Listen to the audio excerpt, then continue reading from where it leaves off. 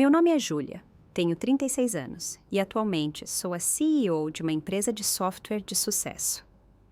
A mansão à beira-mar que acabei de comprar na Costa Verde é um testemunho da minha década de trabalho incansável. Há 10 anos, meu irmão Lucas me cortou da sua vida, me chamando de lixo. Ontem, ele e sua esposa Sofia apareceram no meu portão com malas na mão, anunciando que iriam se mudar para cá. Eu apenas sorri e apertei o botão para trancar o portão. Antes de compartilhar minha jornada, me diga de onde você está assistindo e deixe um like se já foi traído por alguém da família. Eu cresci em um bairro de classe média na Grande São Paulo. Nossa casa não era nada chique, apenas uma modesta casa de 3 quartos com um pequeno quintal onde Lucas e eu passávamos inúmeros dias de verão jogando bola e construindo fortes improvisados. Lucas era 4 anos mais velho que eu e, desde minhas primeiras lembranças, ele era meu herói. Ele tinha um sorriso confiante e um jeito de me fazer sentir segura, mesmo quando nossos pais estavam brigando no outro cômodo. Lucas sempre cuidou de mim. Quando eu estava sofrendo bullying na 3ª série por uma garota chamada Vanessa que vivia roubando meu lanche, Lucas, que estava na 7ª série, esperou comigo depois da aula e disse firmemente para ela parar. Ele não ameaçou nem intimidou. Ele simplesmente tinha uma autoridade natural que fazia as pessoas ouvirem. Esse era meu irmão, protetor, mas nunca cruel. Nossos pais, Davi e Maria, trabalhavam duro para nos sustentar. Meu pai era contador em uma firma local e minha mãe era professora da 2ª série na escola primária, a poucas quadras de nossa casa. Eles eram boas pessoas que nos amavam, mas discutiam frequentemente sobre dinheiro e as longas horas de trabalho do meu pai. Apesar da tensão, nosso lar era cheio de amor e os jantares em família eram sagrados todas as noites. Lembro-me de Lucas me ensinando a andar de bicicleta quando eu tinha 6 anos. Ele correu ao meu lado por horas, segurando a parte de trás do selim até que eu finalmente peguei o jeito. Quando consegui descer a rua inteira sem cair, o orgulho em seus olhos me fez sentir como se eu tivesse conquistado o mundo. Esse é o irmão que eu conheci enquanto crescia, paciente e gentil. Nosso mundo desabou quando eu tinha 16 anos e Lucas, 20.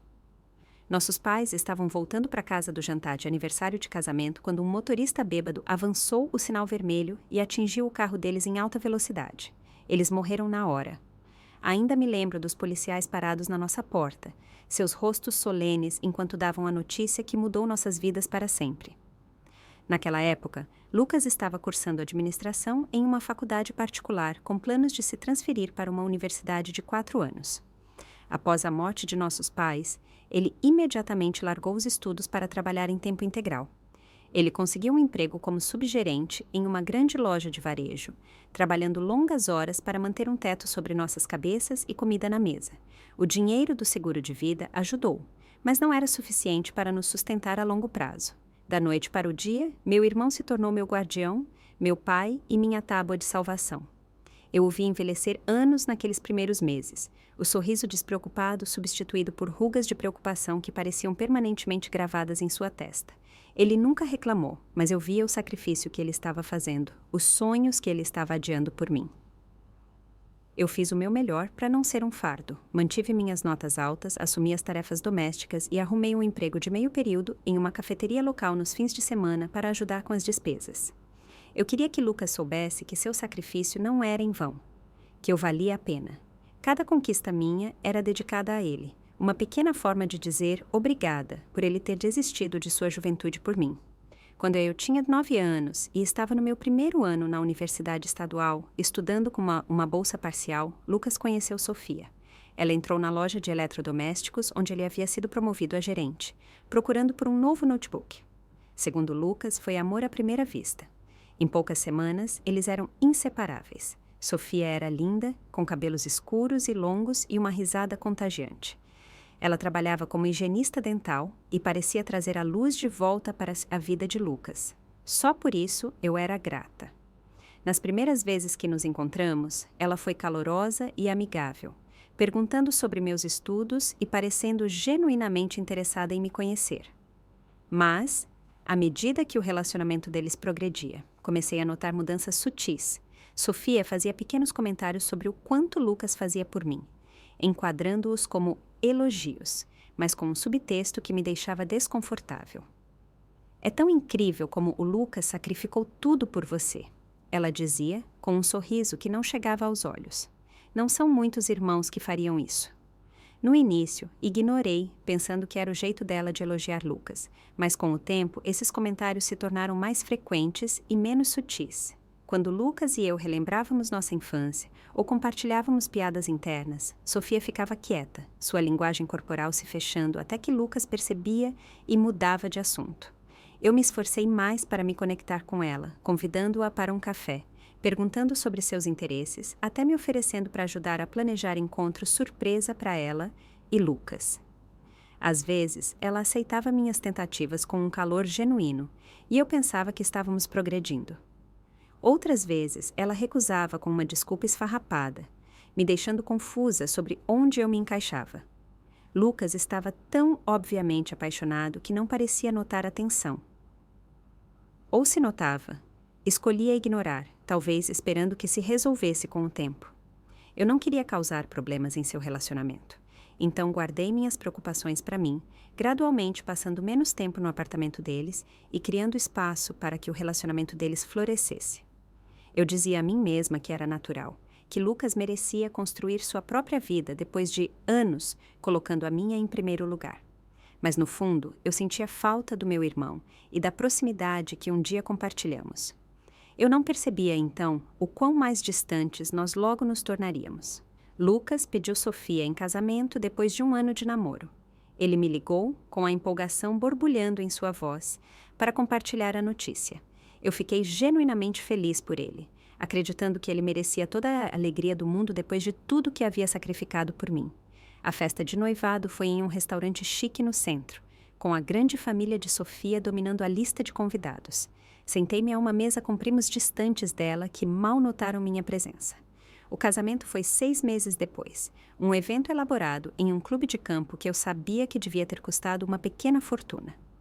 Mais tarde, soube que os pais de Sofia haviam pago pela maior parte, algo que pareceu aliviar e envergonhar Lucas ao mesmo tempo.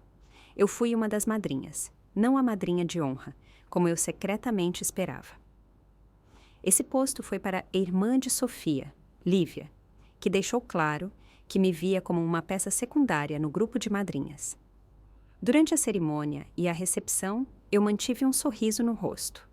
Determinada sou a não deixar nada estragar o dia especial de Lucas, mas eu não conseguia me livrar da sensação de ser uma estranha olhando de fora, observando meu irmão começar um novo capítulo que parecia ter cada vez menos espaço para mim.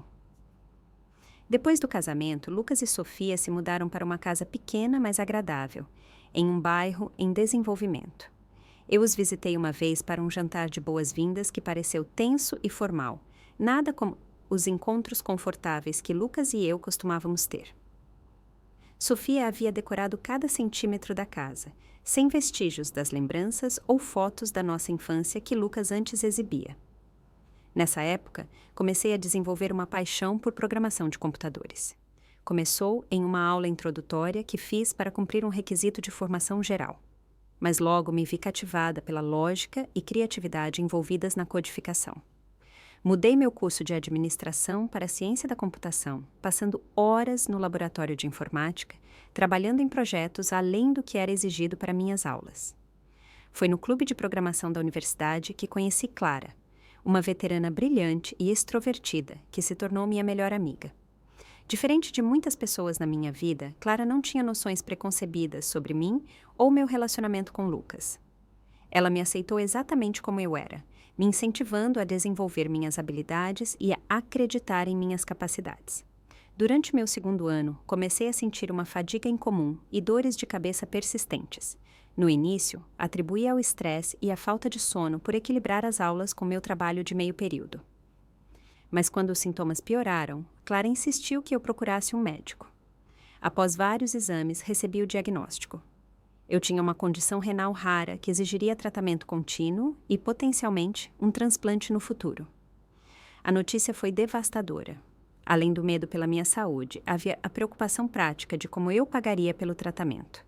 Meu plano de saúde de estudante cobria alguns custos, mas deixava lacunas enormes. Comecei a dar aulas particulares de programação para calouros e a trabalhar turnos extras na cafeteria, me esforçando ao máximo enquanto tentava manter minhas notas. Eu não contei imediatamente a Lucas sobre meu diagnóstico. Ele e Sofia tinham acabado de anunciar que estavam economizando para uma casa maior. E eu sabia que ele colocaria isso em espera se soubesse das minhas contas médicas. Depois de tudo que ele já havia desistido por mim, eu não suportaria ser um fardo novamente. Então, guardei para mim, gerenciando meu cronograma de medicação e consultas médicas entre as aulas e o trabalho. Os tratamentos me deixavam exausta.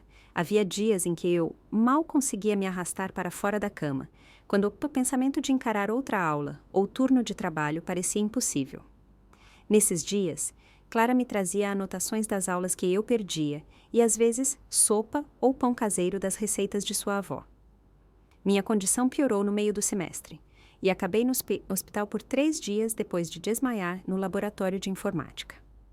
A administração da universidade foi compreensiva, permitindo que eu pegasse notas incompletas e terminasse meus trabalhos durante as férias, mas a estadia no hospital adicionou milhares de reais à minha já crescente dívida médica. Foi Clara quem finalmente me convenceu a ligar para Lucas. Ele é seu irmão, ela argumentou.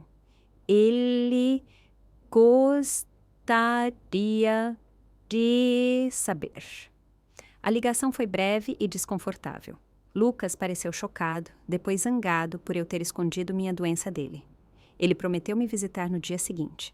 Quando ele chegou ao meu quarto na República de Estudantes, Sofia estava com ele. Ela ficou um pouco atrás dele, sua expressão indecifrável enquanto ele me abraçava e exigia saber todos os detalhes que eu vinha escondendo. Eu expliquei tudo, minimizando a gravidade e a pressão financeira o máximo possível. Por que você não me contou antes? Lucas perguntou, a mágoa evidente em sua voz. Você tem sua própria vida agora, eu disse. Você já fez o suficiente por mim. A conversa foi interrompida quando meu telefone tocou com uma chamada do consultório do meu médico. Enquanto eu falava com a enfermeira sobre ajustar minha medicação, notei Sofia sussurrando algo para Lucas. Seus olhos se estreitaram em minha direção. Depois que desliguei, a atmosfera no quarto havia mudado sutilmente. Então, quanto tudo isso está custando? Sofia perguntou sem rodeios. Antes que eu pudesse responder, Clara chegou com meus livros da biblioteca.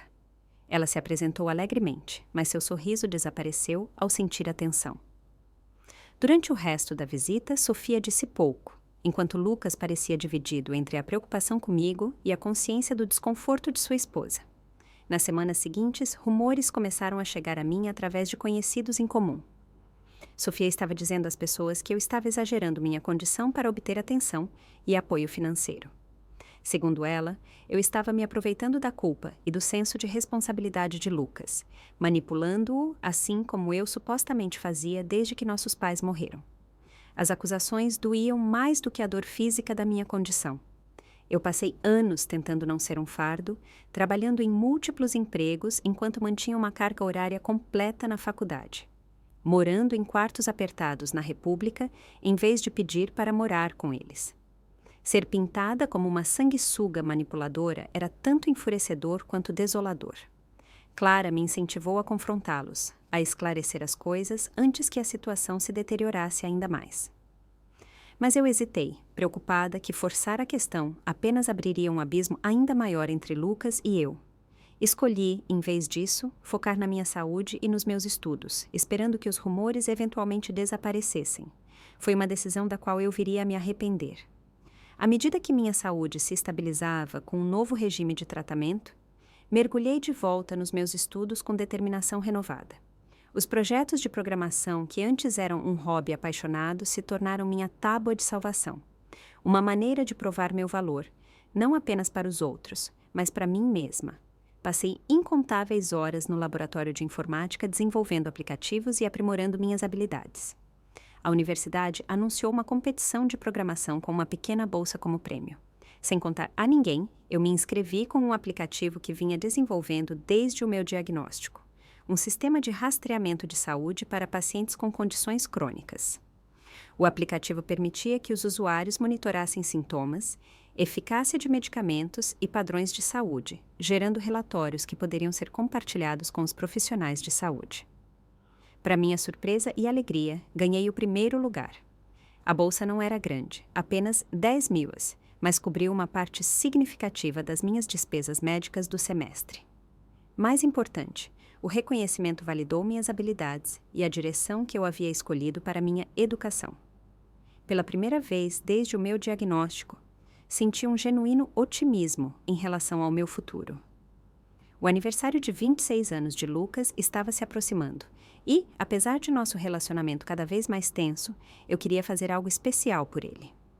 Ao longo de 3 meses, economizei cada real extra dos meus trabalhos de tutoria e da cafeteria, eventualmente acumulando o suficiente para comprar para ele um relógio que ele havia admirado na vitrine de uma loja de departamentos. Não era uma marca de luxo, mas era elegante e profissional, o tipo de acessório que ficaria perfeito com o cargo de gerência para o qual ele havia sido recentemente promovido. Embrulhei o presente com cuidado e dirigi até a casa de Lucas e Sofia para o jantar de aniversário que eles estavam oferecendo. A nova casa deles era maior que a primeira, com uma espaçosa sala de jantar onde cerca de uma dúzia de convidados, a maioria amigos e familiares de Sofia, estavam reunidos. Lucas pareceu genuinamente feliz em me ver, me puxando para um abraço caloroso que momentaneamente me transportou de volta a tempos mais simples. A noite progrediu de forma agradável, com conversas educadas durante uma refeição que Sofia claramente havia se esforçado muito para preparar. Sentei-me em silêncio, contribuindo para as discussões quando diretamente abordada, mas, de resto, observando a dinâmica daquele mundo que havia se formado na vida do meu irmão, um mundo onde eu era claramente uma visitante ocasional, e não uma figura central. Depois do jantar, enquanto Lucas começava a abrir os presentes, senti uma antecipação nervosa. Quando ele desembrulhou meu presente, seu rosto se iluminou de surpresa e prazer. "Júlia, isso é incrível", ele disse, colocando o relógio imediatamente no pulso. "Você não deveria ter gastado tanto." Eu sorri, aliviada e feliz por meu presente ter acertado em cheio. "Você merece", eu disse simplesmente. O momento de calor foi quebrado segundos depois, quando a voz de Sofia cortou a sala. "Falando em itens caros", disse ela, seu tom casual, mas seus olhos duros. "Alguém viu meus brincos de safira? Aqueles que minha avó me deu? Parece que não consigo encontrá-los em lugar nenhum." A pergunta parecia inocente, mas algo na maneira como ela olhou diretamente para mim ao perguntar me deu um arrepio na espinha. A conversa continuou ao nosso redor, com vários convidados sugerindo lugares onde ela poderia tê-los deixado. "O estranho", Sofia continuou, mais alto agora, garantindo que todos pudessem ouvir, "é que eles estavam na minha caixa de joias na semana passada, e a única pessoa que esteve no nosso quarto desde então foi a Júlia, quando ela usou nosso banheiro mais cedo." A sala ficou em silêncio. Todos os olhos se voltaram para mim e senti meu rosto esquentar de humilhação e choque. "Do que você está falando?" perguntei, minha voz mal passando de um sussurro. Sofia manteve uma expressão de preocupação pesarosa, como se odiasse trazer o assunto à tona, mas sentisse que não tinha escolha. "Não estou acusando você de nada, Júlia. Só estou afirmando fatos. Os brincos estavam lá. Você esteve no nosso quarto, e agora eles sumiram." Lucas olhou de uma para a outra. Confusão e desconforto evidentes em seu rosto. "Sofia, tenho certeza de que há outra explicação. A Júlia nunca o quê, Lucas?" Sofia interrompeu. "Pegaria algo que não pertence a ela. Como ela tem pegado seu apoio, seu tempo, seu dinheiro por anos? Admita, ela tem te usado desde que seus pais morreram." A acusação pairou no ar como gás venenoso. Eu não conseguia respirar, não conseguia pensar claramente com o zumbido em meus ouvidos. Os convidados se mexeram desconfortavelmente, alguns desviando o olhar, outros observando com um interesse mal disfarçado no drama que se desenrolava. "Eu não peguei nada", finalmente consegui dizer, minha voz mais forte agora, alimentada pela injustiça da acusação. "Eu usei seu banheiro e voltei direto para baixo. Nunca cheguei perto das suas joias." Sofia riu, um som totalmente desprovido de humor. "Certo. Assim como você nunca exagerou sua suposta condição para conseguir a simpatia e o dinheiro do Lucas. Alguns de nós enxergamos através de você, Júlia. Você é lixo, usando seu próprio irmão como um caixa eletrônico, enquanto não contribui com nada para esta família. Eu olhei para Lucas, esperando, torcendo para que ele me defendesse. Em vez disso, ele ficou paralisado, sua expressão indecifrável. O silêncio se estendeu entre nós, tornando-se mais pesado a cada segundo que passava. Quando ele finalmente falou, suas palavras não foram o que eu desesperadamente precisava ouvir. Júlia, você pegou os brincos? Ele perguntou, sua voz baixa e séria. O fato de ele sequer ter que perguntar quebrou algo dentro de mim. Não, Lucas. Eu nunca roubaria de você ou de qualquer outra pessoa. Como você pôde sequer pensar nisso? Então por que eles sumiram? Sofia exigiu. Eles eram valiosos, uma herança de família. Eu não sei, eu disse, lágrimas brotando em meus olhos, apesar do meu esforço para permanecer composta. Mas eu não os peguei. Chega, disse Lucas de repente, sua voz afiada. Ele se virou para Sofia. Você tem certeza absoluta de que eles estavam na sua caixa de joias? Você não poderia tê-los usado recentemente e esquecido? Por um breve momento, senti uma onda de alívio por ele estar questionando a história de Sofia, mas então ela pegou seu telefone, mostrando-lhe algo na tela. Aqui, disse ela. Uma foto de 3 dias atrás. Estou usando eles no jantar da Lívia. E aqui está uma mensagem para minha irmã de ontem de manhã, dizendo: eu estava planejando usá-los hoje à noite, mas precisava encontrar a roupa certa. Eles estavam na minha caixa de joias, Lucas. O rosto de Lucas endureceu. Ele se virou para mim e o olhar em seus olhos era um que eu nunca tinha visto antes, uma frieza que me fez dar um passo para trás. Júlia, se você os pegou, apenas diga, podemos resolver isso em particular. Eu não peguei nada. Insisti, minha voz se elevando com frustração e mágoa. Por que eu roubaria de você depois de tudo que você fez por mim? Por que eu arriscaria nosso relacionamento por um par de brincos? Que relacionamento? Sofia interveio. Aquele em que você liga sempre que precisa de dinheiro? Aquele em que você faz Lucas se sentir culpado por ter sua própria vida? Esse relacionamento. A discussão escalou rapidamente. Os convidados começaram a se desculpar sem jeito, saindo pela porta da frente enquanto nossas vozes ficavam mais altas. Em meio às minhas lágrimas, tentei repetidamente me defender, fazer Lucas se lembrar de todos os anos de confiança entre nós. Mas a cada negação, Sofia se tornava mais insistente, suas acusações mais cruéis. Você não passa de um parasita, ela sibilou. Lucas abriu mão de tudo por você. E como você o retribui? Roubando da esposa dele? Você é lixo, Júlia. Lixo puro. Algo em Lucas se quebrou naquele momento. Ele deu um soco na parede ao meu lado, o som me fazendo pular de medo. Seu rosto estava contorcido por uma raiva que eu nunca tinha visto antes.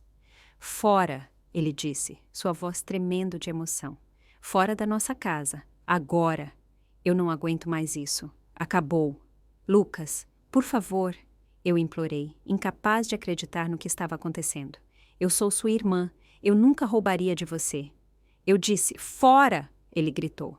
Eu não quero mais te ver. Já fiz o suficiente por você. Acabamos. Atordoada e tremendo, peguei minha bolsa e as chaves do carro. Ao me dirigir para uma porta, olhei para trás para o meu irmão uma última vez, esperando ver algum sinal da pessoa que me ensinou a andar de bicicleta, que me abraçou enquanto ambos chorávamos no funeral de nossos pais. Mas o homem que me encarava era um estranho, seus olhos frios e distantes. Não me ligue, ele disse. Não entre em contato comigo. Acabou. Eu saí para a pernoite, entrei no meu carro e, de alguma forma, consegui dirigir através de um borrão de lágrimas. 10 anos de apoio e amor inabaláveis tinham acabado de ser cortados em um instante por causa de uma mentira que eu não podia refutar. O peso daquela traição parecia que iria me esmagar por completo. Os dias seguintes à festa de aniversário de Lucas passaram em uma névoa de incredulidade e dor. Voltei para meu quarto apertado na República de Estudantes, mas o espaço parecia sufocante com o peso do que havia acontecido. Clara, sentindo que algo estava terrivelmente errado, apareceu na minha porta com café e sentou-se pacientemente enquanto eu recontava toda a noite horrível em meio a soluços. Você pode ficar comigo, ela ofereceu sem hesitação. Minha colega de quarto se mudou no mês passado e ainda não encontrei uma substituta. O apartamento é pequeno, mas há espaço para nós duas. Eu protestei fracamente, não querendo impor, mas Clara foi insistente. 2 dias depois, mudei meus poucos pertences para seu modesto apartamento de 2 quartos perto do campus. O segundo quarto mal era maior que um armário, com espaço suficiente para uma cama de solteiro e uma pequena escrivaninha, mas era um santuário quando eu mais precisava. As primeiras semanas foram as mais difíceis. Eu acordava todas as manhãs com uma sensação momentânea de normalidade antes que a realidade do que havia acontecido voltasse com tudo. Tentei ligar para Lucas repetidamente, deixando mensagens de voz, implorando por uma chance de conversar. Cada chamada não foi atendida, e eventualmente descobri que ele havia bloqueado meu número completamente. Eu até dirigi até a casa dele uma vez, desesperada por uma conversa cara a cara, mas ninguém atendeu a porta, apesar dos carros na garagem. Quando me virei para sair, vislumbrei Sofia me observando de uma janela do andar de cima, sua expressão indecifrável antes de deixar a cortina cair de volta no lugar. A depressão se instalou sobre mim como um cobertor pesado. Eu lutava para frequentar as aulas, para completar os trabalhos, para manter as bolsas de estudo que me mantinham na faculdade. O pensamento de perder minha educação, além de perder minha única família, era aterrorizante o suficiente para me fazer seguir em frente, mas meu coração não estava nisso. Clara se tornou minha tábua de salvação durante aqueles dias sombrios. Ela me acordava gentil, mas firmemente. Quando eu dormia demais, me trazia comida quando eu esquecia de comer e ficava comigo durante as noites em que o sono parecia impossível. Sem seu apoio inabalável, eu poderia ter desistido de tudo. Você não pode deixá-los vencer. Ela me dizia com firmeza quando eu estava no meu pior momento. Você não pode deixá-los definir quem você é ou o que você vale. Lentamente, dolorosamente, comecei a reconstruir minha vida ao redor do buraco que a ausência do meu irmão havia deixado. Mergulhei nos meus estudos com determinação renovada, canalizando minha mágoa e raiva em energia produtiva. Se Lucas acreditava que eu não passava de um fardo, um parasita, eu provaria que ele estava errado, tornando-me totalmente autossuficiente. Peguei mais horas de tutoria e projetos de codificação como freelancer, trabalhando em sites para empresas locais para complementar minha renda. Cada real extra ia para minhas despesas médicas e para a construção de um pequeno fundo de emergência.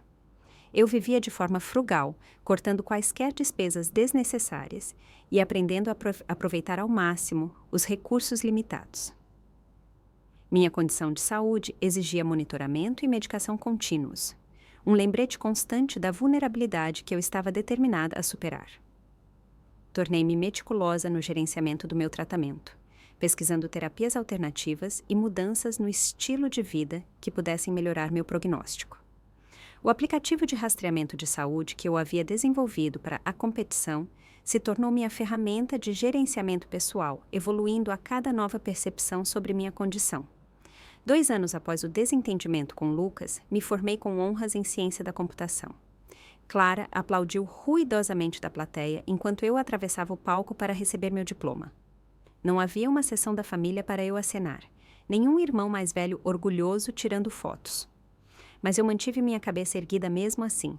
Essa conquista era só minha, conquistada através de perseverança e resiliência.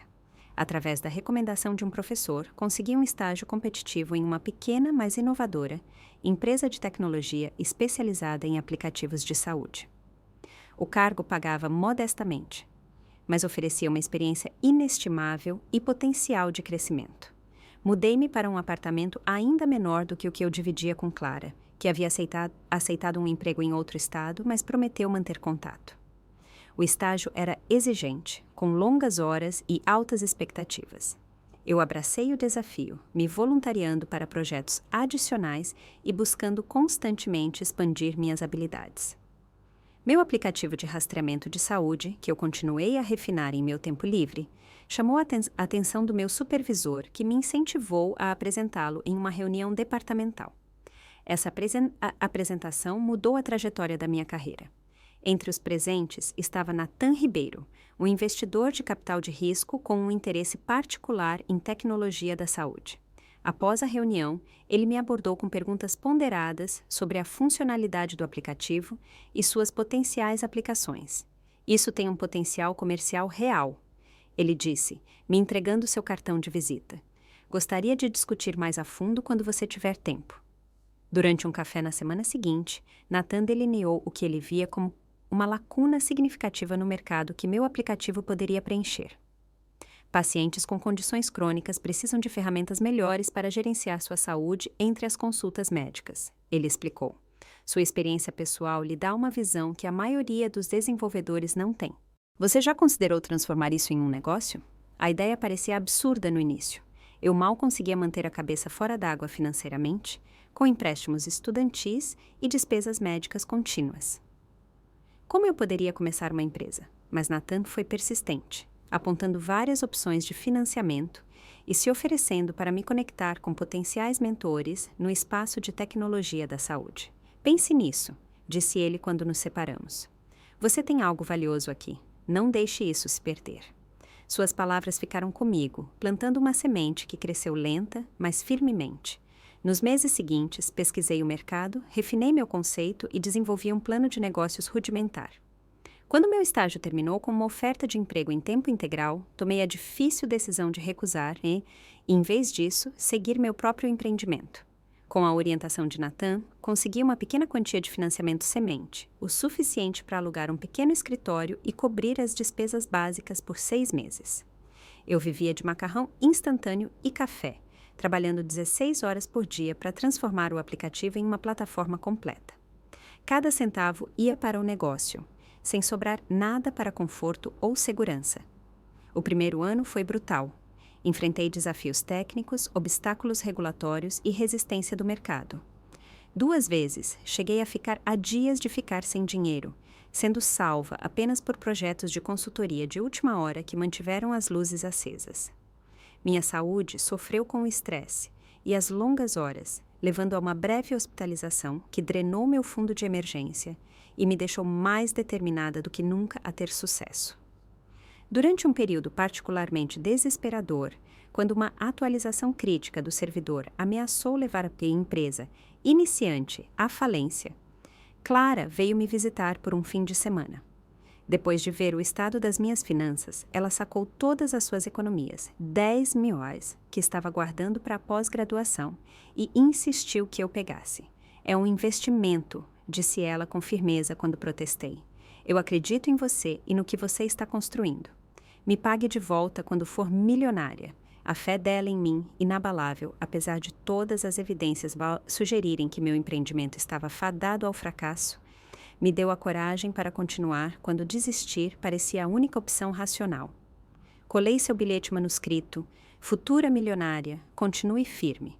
Acima da minha mesa, um lembrete diário do porquê o fracasso não era uma opção. 3 anos em minha jornada empreendedora, as coisas começaram a mudar. A plataforma de rastreamento de saúde, que eu havia nomeado HealthSync, passou por múltiplas iterações com base no feedback e nos testes dos usuários. O que começou como um simples rastreador de sintomas e medicamentos evoluiu para um sistema abrangente de gerenciamento de saúde com análises preditivas e capacidades de integração com os principais sistemas de prontuário eletrônico de saúde. Um grande avanço ocorreu quando a doutora Linda Matthews, chefe de gerenciamento de doenças crônicas no Hospital das Clínicas da USP, concordou em pilotar o HealthSync com um pequeno grupo de pacientes com doença renal. Os resultados excederam as expectativas de todos, com melhorias significativas na adesão à medicação e intervenção precoce quando sinais de alerta apareciam. Isso é exatamente o que estávamos procurando. A doutora Matthews me disse após revisar os dados de 6 meses. A capacidade de ver padrões entre as consultas nos dá uma imagem muito mais precisa do que realmente está acontecendo com nossos pacientes. O programa piloto se expandiu para incluir outros departamentos e a notícia começou a se espalhar na comunidade médica. Um artigo de destaque em uma respeitada revista de tecnologia da saúde chamou a atenção de hospitais de todo o país. De repente, eu estava recebendo ligações de clientes institucionais interessados em implementações de nível empresarial. Para atender a crescente demanda, eu precisava expandir. Contratei 3 desenvolvedores, aluguei um escritório maior e trouxe um diretor de vendas com experiência na indústria da saúde. Cada nova contratação era ao mesmo tempo emocionante e aterrorizante, representando tanto o potencial de crescimento quanto o aumento da responsabilidade financeira. A empresa cresceu de forma constante, adicionando novos recursos e capacidades com base no feedback de profissionais médicos e pacientes. Desenvolvemos módulos especializados para diferentes condições crônicas, expandindo para além do meu foco original na doença renal, para incluir diabetes, doenças cardíacas e distúrbios autoimunes. 5 anos após fundar a empresa, garantimos nossa primeira grande rodada de financiamento. 50 milhões de um grupo de investidores liderado por Nathan, que permaneceu um conselheiro e defensor constante do negócio. O influxo de capital nos permitiu acelerar o desenvolvimento de produtos e expandir nosso alcance de mercado. No 6º ano, a HealthSync havia se tornado um nome reconhecido em tecnologia da saúde.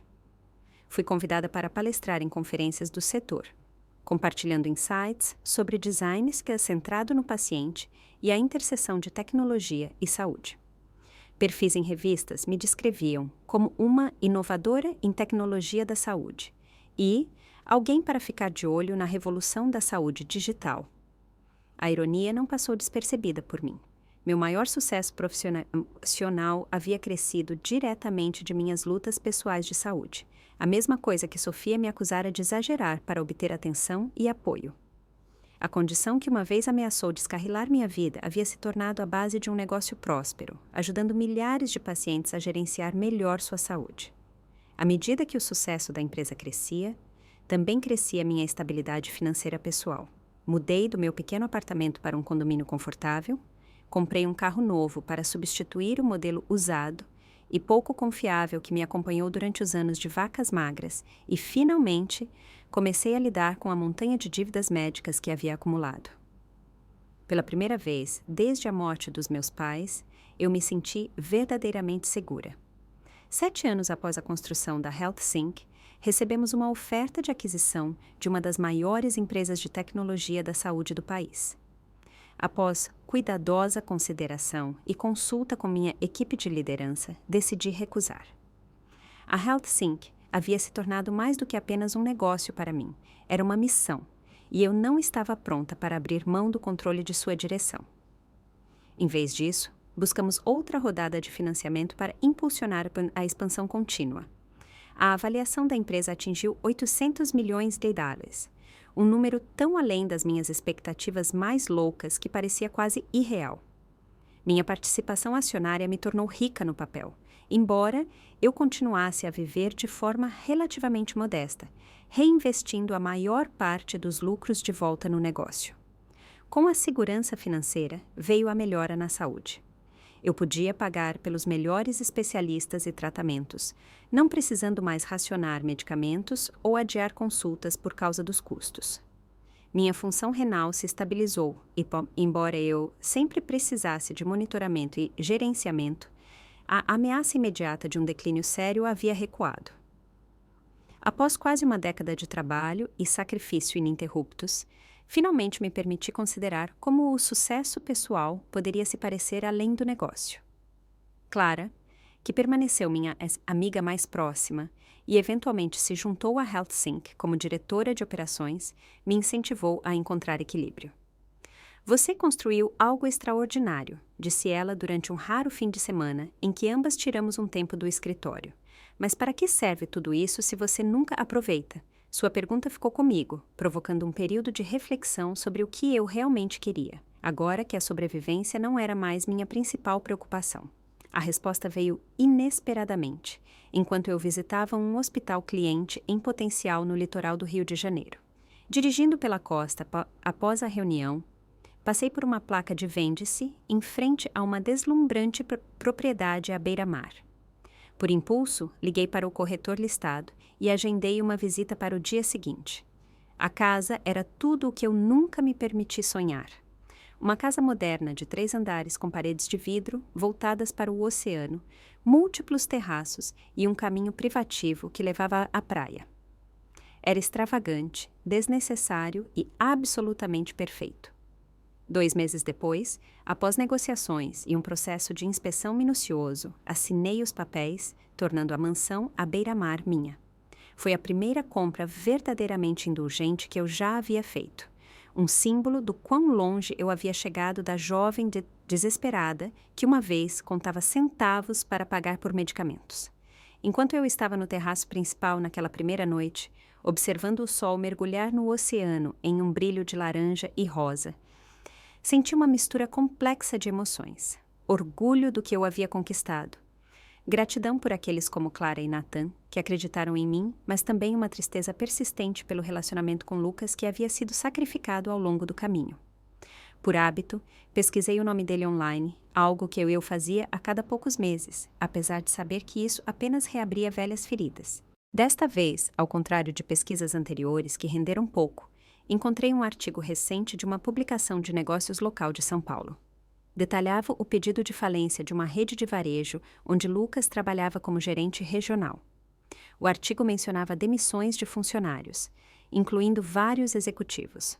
Fiquei me perguntando se Lucas estava entre os afetados, como ele e Sofia estavam lidando com a situação se ele tivesse perdido o emprego.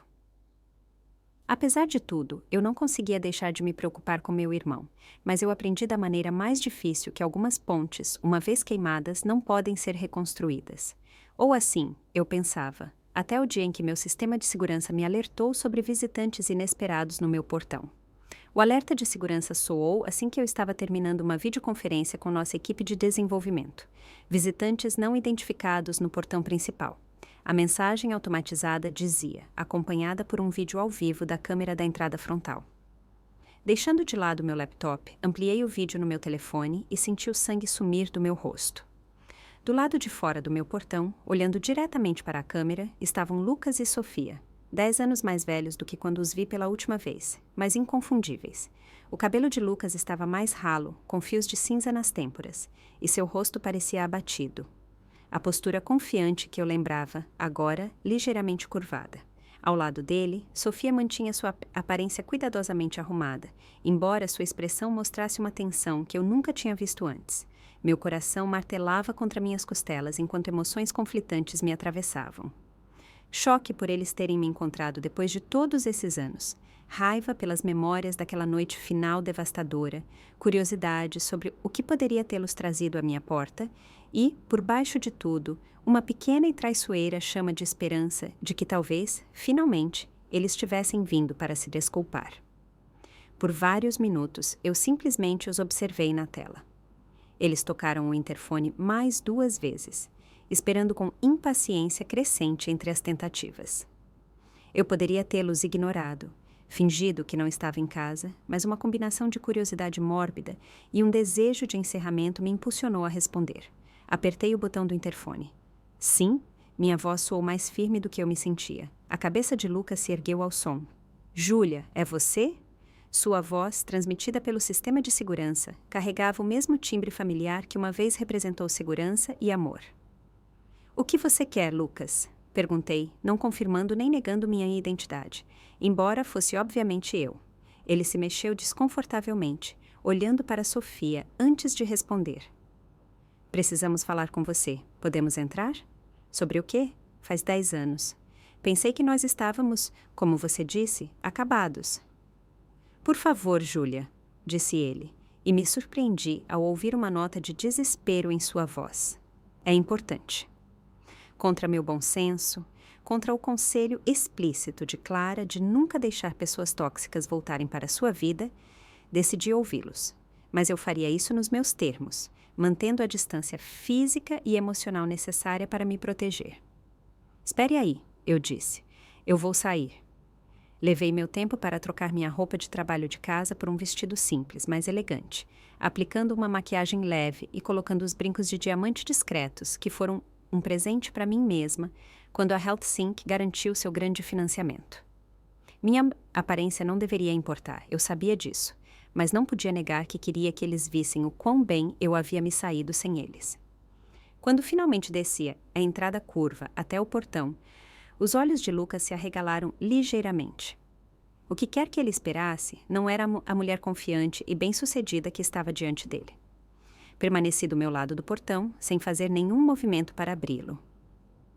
Olá, Lucas. Sofia. Acenei para cada um deles, mantendo minha expressão neutra. O que os traz aqui depois de todo esse tempo? E como me encontraram? Lucas passou a mão pelo cabelo ralo, um gesto tão familiar que me causou uma pontada inesperada no peito. Você não está exatamente se escondendo, Júlia.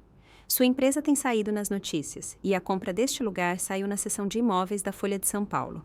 Esperei em silêncio que ele continuasse, recusando-me a facilitar as coisas para ele. Você parece bem, ele ofereceu sem jeito. Saudável. Estou, respondi simplesmente. As maravilhas de poder pagar por cuidados médicos adequados. Sofia se mexeu desconfortavelmente com essa referência oblíqua ao passado. Ela parecia mais velha do que sua idade. Notei finas linhas de descontentamento gravadas ao redor de sua boca e entre as sobrancelhas. Tivemos algumas dificuldades, Lucas finalmente disse, sua voz baixando. Perdi meu emprego há 8 meses. A empresa faliu e não houve indenização. Eu soube, eu disse. Sinto muito por isso. Ele pareceu surpreso por eu saber de sua situação. Bem, tenho tentado encontrar algo comparável, mas o setor de varejo está em colapso. E minha experiência não parece se traduzir para outras indústrias. Temos nos virado com a renda da Sofia, mas... Perdemos a casa, Sofia interrompeu de repente, sua voz mais afiada que a do marido. O banco executou a hipoteca no mês passado. Temos ficado com amigos, mas esgotamos nossas opções. Eu ergui uma sobrancelha, começando a ver para onde essa conversa estava indo. Isso parece difícil, mas ainda não entendi por que vocês estão aqui. Lucas respirou fundo. Vimos o artigo sobre sua nova casa, como ela tem 6 quartos e todo esse espaço. Pensamos... Bem, nós somos família, Júlia. Pensamos que talvez pudéssemos ficar aqui enquanto nos reerguemos, só por alguns meses, até eu encontrar outra posição. A audácia do pedido me deixou momentaneamente sem palavras. Depois de uma década de silêncio, depois da maneira cruel como me expulsaram, eles esperavam simplesmente se mudar para minha casa como se nada tivesse acontecido. Família, repeti a palavra com um gosto amargo na língua. É isso que nós somos. Claro que somos, disse Lucas, um toque de sua antiga confiança retornando. Nada muda isso. Sangue é sangue. Sangue não pareceu importar muito quando você me chamou de lixo e me disse para nunca mais entrar em contato com você. Respondi, minha voz nivelada, apesar da emoção que se agitava dentro de mim. Sofia deu um passo à frente, de braços cruzados defensivamente. Isso foi há muito tempo. As pessoas dizem coisas que não querem dizer quando estão com raiva. 10 anos é muito tempo para estar com raiva, Sofia, apontei. Eu liguei, escrevi cartas, até fui à sua casa uma vez. Você me observou da janela e não atendeu a porta. Lucas, pelo menos, teve a decência de parecer desconfortável com isso. Nós cometemos erros, Júlia. Todos nós cometemos. Mas agora precisamos de ajuda, e você está em posição de fornecê-la. A suíte de hóspedes do andar de cima seria perfeita, acrescentou Sofia, surpreendendo-me com sua presunção. Aquela com vista para o mar que apareceu na reportagem da revista. Nós ficaríamos fora do seu caminho, é claro. Eu a encarei, imaginando se ela realmente não entendia a magnitude do que estava pedindo, da dor que eles haviam causado. Então, deixe-me ver se entendi, eu disse lentamente. Vocês me acusaram de roubo, me chamaram de lixo, me cortaram de suas vidas por uma década enquanto eu lutava com doença e pobreza, e agora querem morar na minha mansão à beira-mar porque estão passando por tempos difíceis? Quando você coloca dessa forma, soa terrível, disse Lucas, franzindo a testa. Mas isso tudo está no passado. Devemos seguir em frente. Seguir em frente, repeti. Sem reconhecer o que aconteceu, sem um pedido de desculpas? Tudo bem, me desculpe, disse Sofia, as palavras saindo secas e insinceras. É isso que você quer ouvir?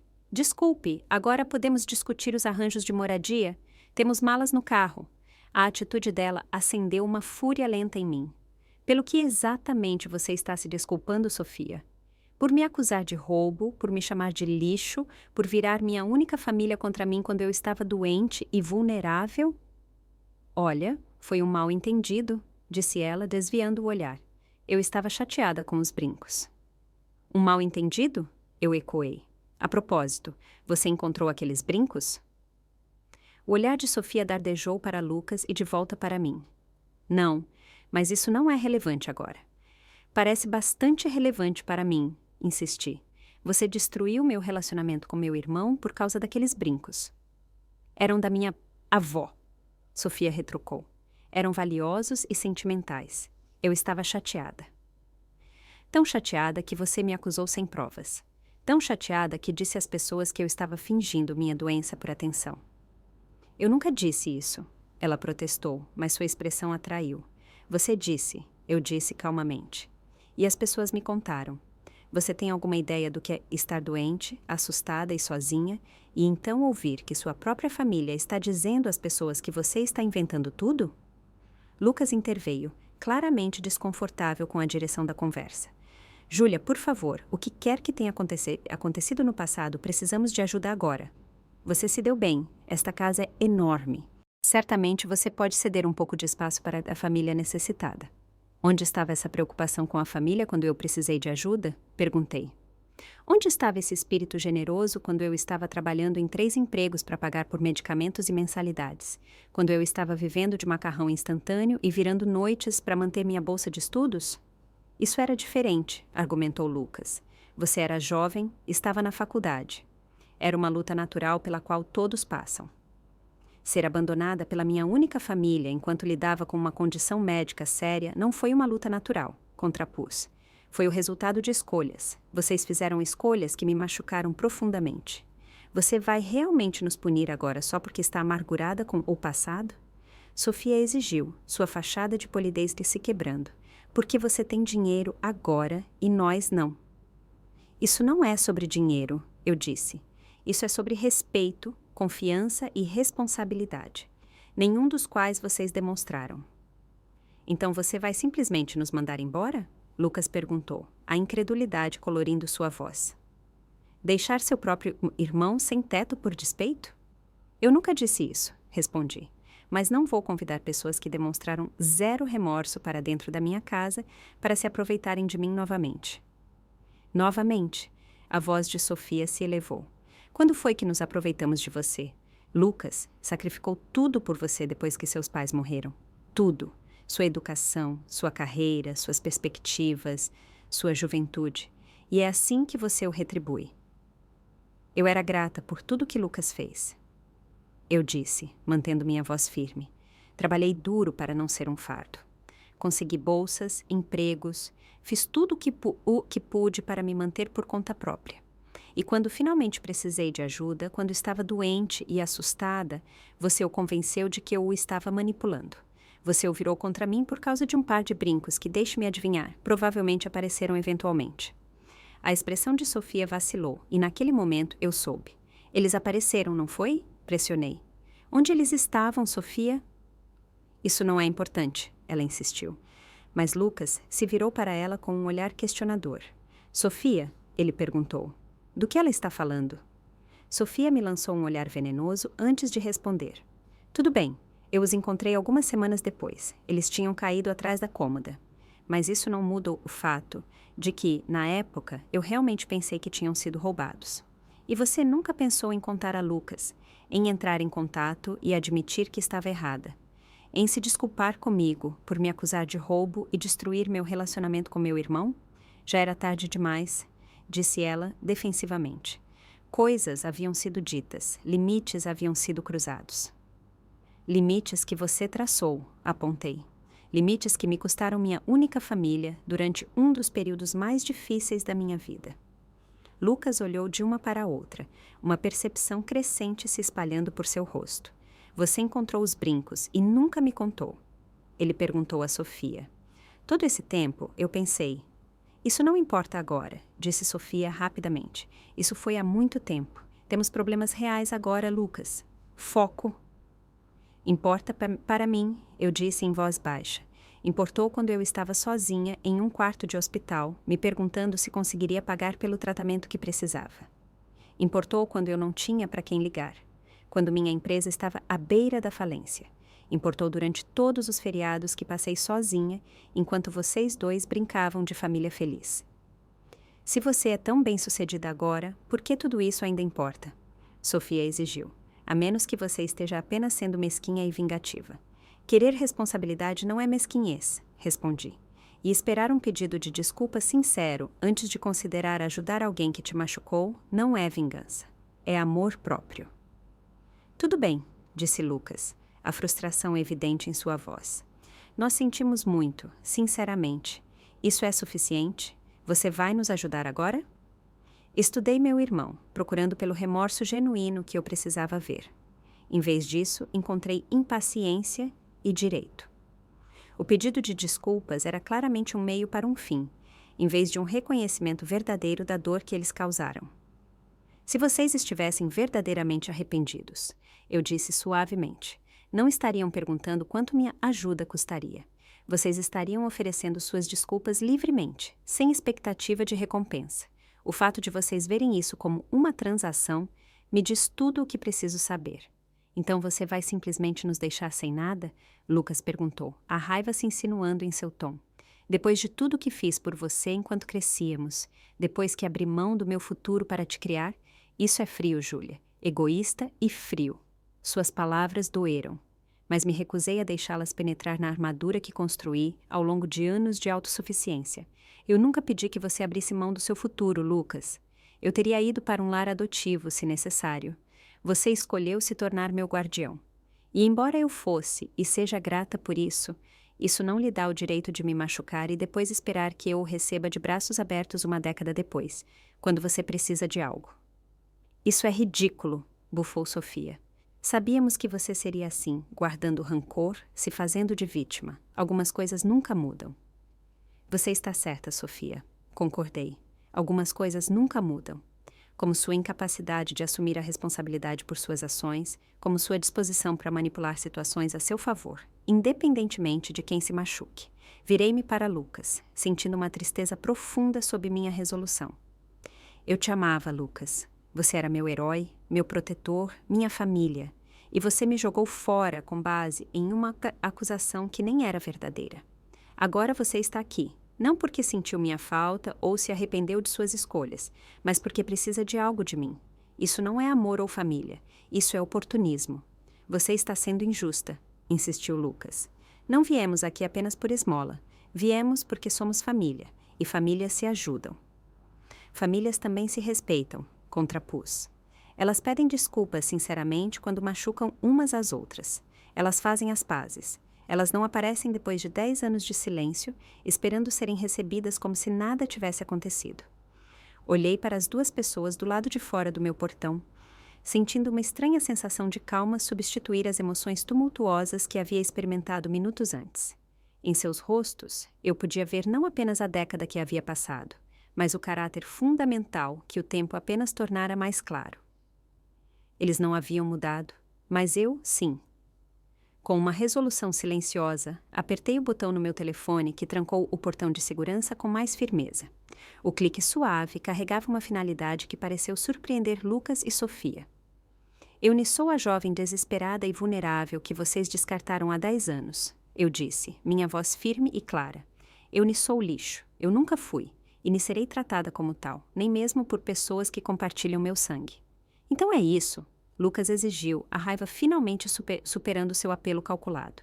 Você tem esta casa enorme e não vai ajudar seu próprio irmão? Eu não disse que não o ajudaria, esclareci. Eu disse que não permitiria que vocês se mudassem para minha casa e continuassem os mesmos padrões doentios que destruíram nosso relacionamento em primeiro lugar. Abri minha carteira e peguei um cartão de visita. Esta é a informação de contato de uma consultora financeira especializada em ajudar pessoas a se reconstruírem após a falência. Pagarei por 3 meses de consultoria com ela. Ela pode ajudá-los a desenvolver um plano sustentável para o futuro. Deslizei o cartão pelo portão. Lucas não fez menção de pegá-lo, mas Sofia o agarrou, examinando-o com uma mistura de incredulidade e desdém. Também pagarei por 1 semana no Hotel Extended Stay, aqui na costa, enquanto vocês resolvem seus próximos passos. Continuei. É limpo, confortável e lhes dará espaço para trabalhar com a consultora financeira. Um hotel? Sofia repetiu incrédula. Você acha que 1 semana em um hotel resolve alguma coisa? Resolve sua crise imediata de moradia. Apontei. O resto é com vocês. Da mesma forma que meu futuro foi comigo quando ambos me abandonaram. Isso não é o que a família faz, insistiu Lucas, seu rosto corado de raiva ou vergonha. Talvez ambos. A família não corta alguém por 10 anos e depois espera ser recebida de braços abertos quando precisa de algo. Respondi. A família não chama alguém de lixo e depois exige sua ajuda. A família respeita limites e assume a responsabilidade por suas ações. É o que estou fazendo agora, estabelecendo limites saudáveis e assumindo a responsabilidade pelo meu próprio bem-estar. Você mudou, disse Lucas, e eu não saberia dizer se era uma acusação ou uma observação. Sim, concordei. Eu mudei. A necessidade e as dificuldades fazem isso. Mas meus valores fundamentais me mudaram. Eu ainda acredito em ajudar os outros, em compaixão, em segundas chances, mas também acredito em amor próprio e responsabilidade. Dei um passo para trás do portão. Minha oferta está de pé. 1 semana no hotel e 3 meses com a consultora financeira. Se vocês quiserem reconstruir nosso relacionamento, isso levará tempo, honestidade e remorso genuíno, não exigências e sentimento de direito. A escolha é de vocês. Lucas me encarou por um longo momento, uma mistura complexa de emoções cruzando seu rosto. Por um segundo fugaz, pensei ter visto um vislumbre do irmão que eu conheci e amei, um indício de reconhecimento da dor que ele havia causado. Mas então Sofia puxou seu braço. Vamos embora, disse ela. Ela claramente não está interessada em ajudar a família. Daremos um jeito sozinhos.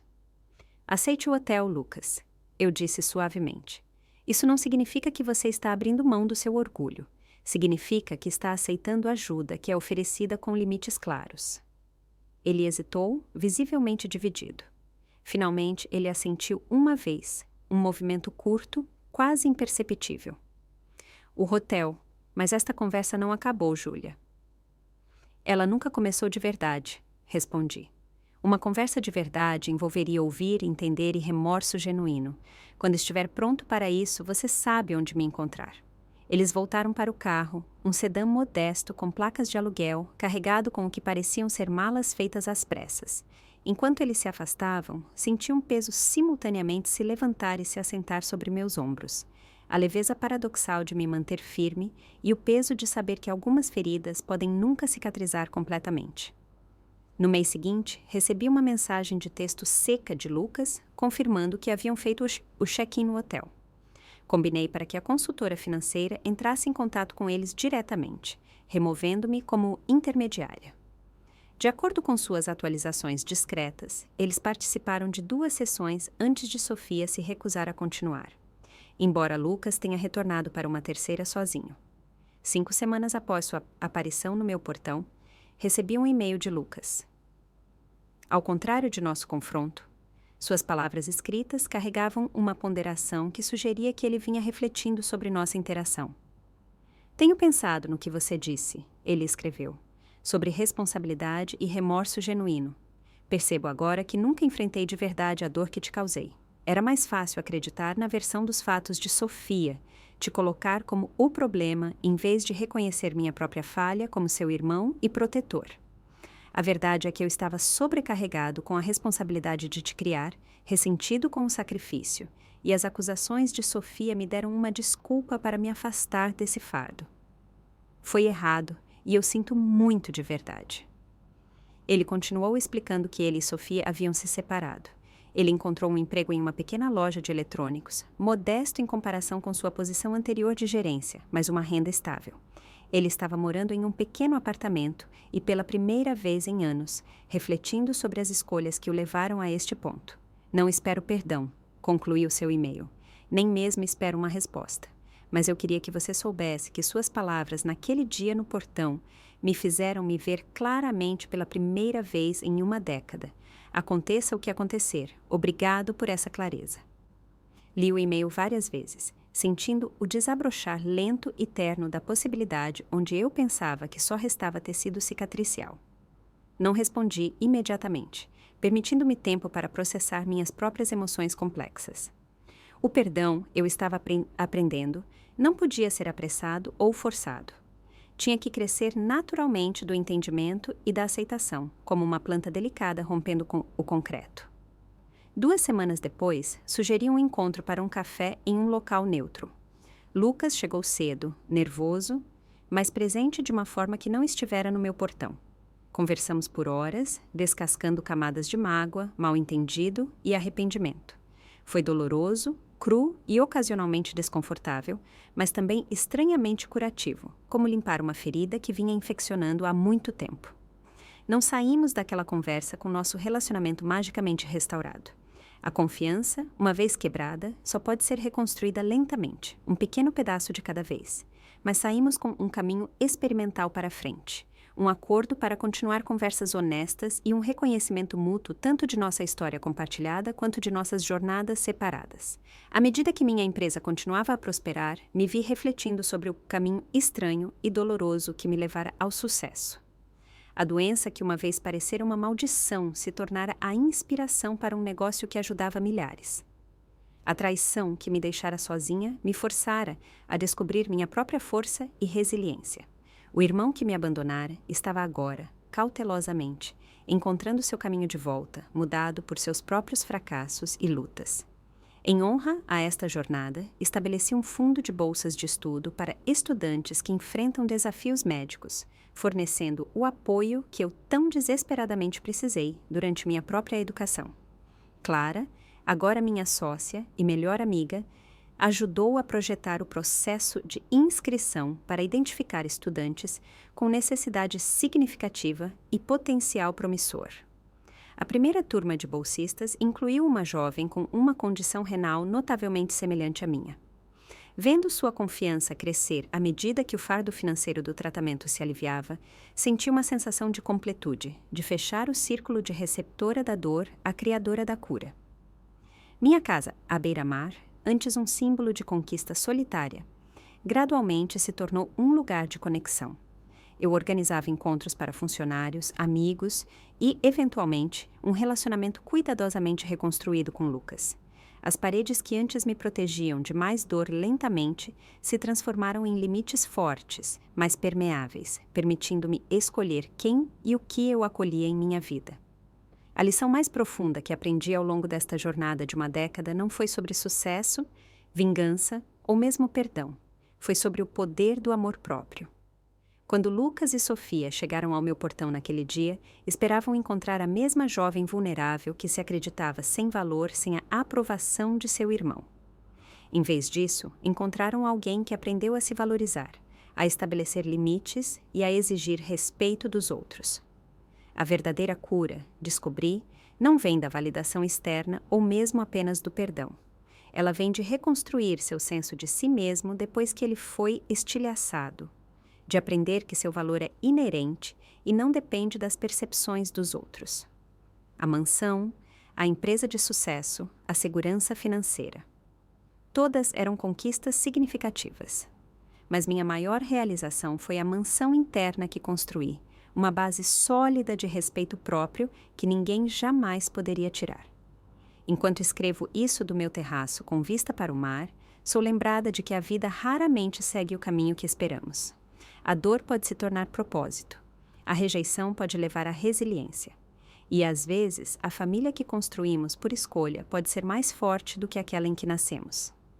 O oceano abaixo de mim muda constantemente. As ondas se reconstruindo após se quebrarem na costa. Um ciclo contínuo de destruição e renovação que espelha a nossa jornada humana através da dificuldade para a cura. E você? Já teve que se manter firme em seu amor próprio contra pessoas que um dia te machucaram? Achou difícil estabelecer limites com membros da família? Compartilhe suas experiências nos comentários abaixo e me diga se minha história ressoou com você. Se você encontrou valor no que compartilhei hoje, por favor, curta e se inscreva para apoiar mais histórias de resiliência e transformação. Lembre-se, seu valor não é determinado por aqueles que não conseguiram vê-lo, mas por sua coragem de honrá-lo independentemente de tudo. Obrigada por me acompanhar nesta jornada e desejo a você força em seu próprio caminho para a cura.